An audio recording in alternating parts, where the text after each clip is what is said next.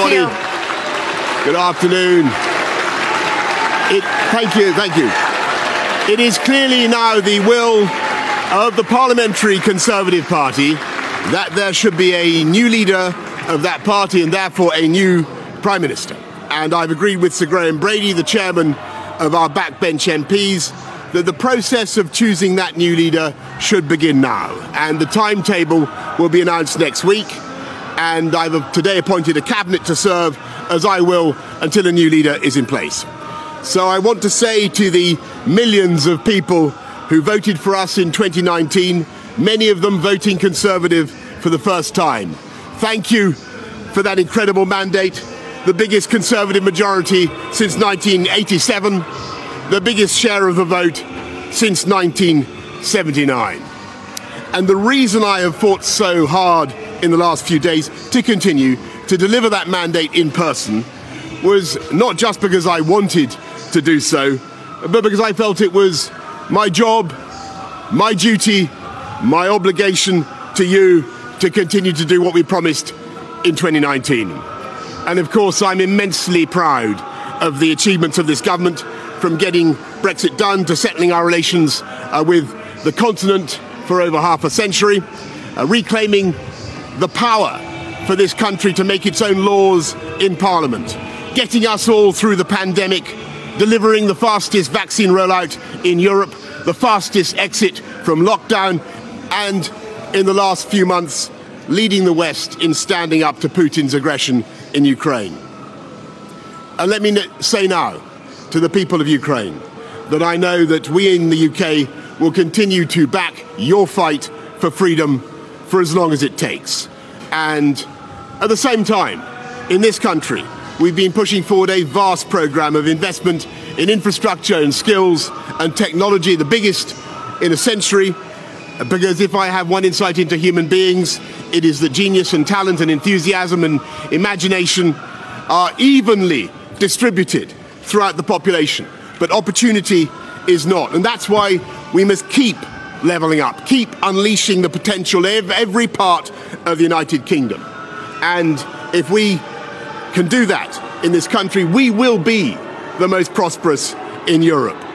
And in the last few days, I've tried to persuade my colleagues that it would be eccentric to change governments when we're delivering so much, and when we have such a vast mandate, and when we're actually only a handful of points behind in the polls, even in mid-term after quite a few months of pretty relentless sledging, and when the economic scene is so difficult domestically and internationally. And I regret not to have been successful in those arguments, and of course it's painful not to be able to see through so many ideas and projects myself.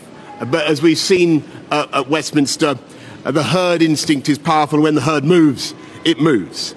And my friends, in politics, no one is remotely indispensable.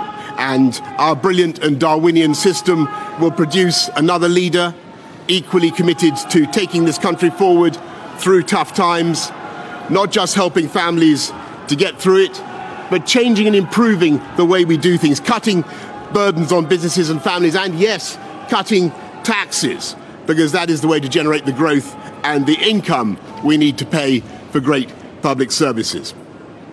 And to that new leader, I say, whoever he or she may be, I say I will give you as much support as I can. And to you, the British public, I know that there will be many people who are relieved, and perhaps quite a few who will also be disappointed. And I want you to know how sad I am to be giving up the best job in the world. But them's the breaks. I want to thank Carrie and our children and all the members of my family who have had to put up with so much for so long. I want to thank the peerless British civil service for all the help and support that you have given our police, our emergency services, and of course our fantastic NHS, who at critical moment helped to extend my own period in office, as well as our armed services and our agencies that are so admired around the world, and our indefatigable Conservative Party members and supporters, whose selfless campaigning makes our democracy possible. I want to thank the wonderful staff here at Chequers, here at number 10, and of course at Chequers, and our fantastic prop force detectives, the one group, by the way, who never leak. Above all, I want to thank you, the British public, for the immense privilege that you have given me. And I want you to know that from now on until the new Prime Minister is in place, your interests will be served and the government of the country will be carried on. Being Prime Minister is an education in itself. I've travelled to every part of the United Kingdom, and in addition to the beauty of our natural world, I've found so many people possessed of such boundless British originality and so willing to tackle old problems in new ways that I know that even if things can sometimes seem dark now, our future together is golden. Thank you all very much. Thank you.